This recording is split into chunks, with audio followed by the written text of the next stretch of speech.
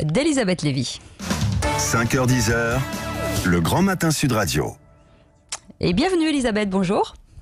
Bonjour à tous. Alors Elisabeth, il y a un article du journal Le Monde sur Michel Onfray qui vous fait vivement réagir, si je puis dire. Hein. Ah oui, bien.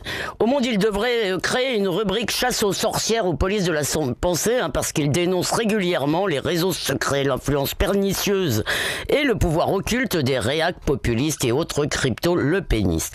Alors cette fois, c'est donc Onfray et sa revue Front Populaire qui sont dans le viseur.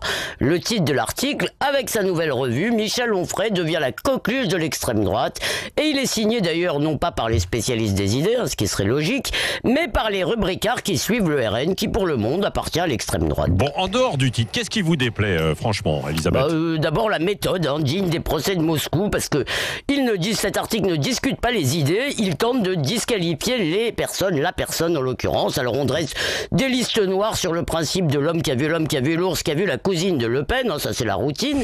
Là tout de même le Monde franchit un nouveau degré, parce qu'il attaque le philosophe sur ses lecteurs.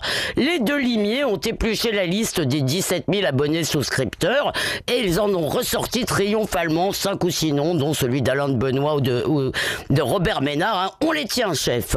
Le premier crime d'Onfray, c'est donc de plaire à des gens qui déplaisent au Monde. Oui, bon, mais il y a aussi une critique sur le fond, quand même, Elisabeth. Hein. Bon, pas grand-chose sur le contenu de la revue, sinon c'est toujours la même rengaine, les rapprochements douteux entre les deux rives, Chevènement qui dialogue avec De Villiers, quelle horreur. Enfin, ainsi on salit des belles idées de gauche avec les mauvaises fréquentations de droite. Et puis ces gens parlent de l'islam, ils parlent de nation, ils parlent d'enracinement, bref, ils n'adhèrent pas à la vision sans frontiériste et multiculti du monde. Bon, depuis 30 ans, ces prêches qui sont dispensées à la France qui roule au diesel, fument des clopes et parfois vote Marine Le Pen, ces prêches n'ont pas empêché les idées souverainistes de progresser.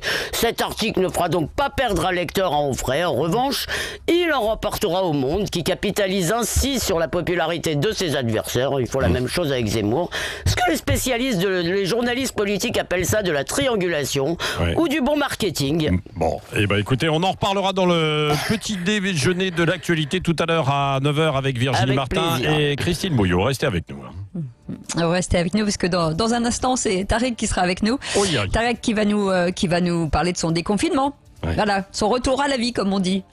Je crains visiblement, ça a l'air plus compliqué qu'on le pensait. Restez avec nous, 8h22.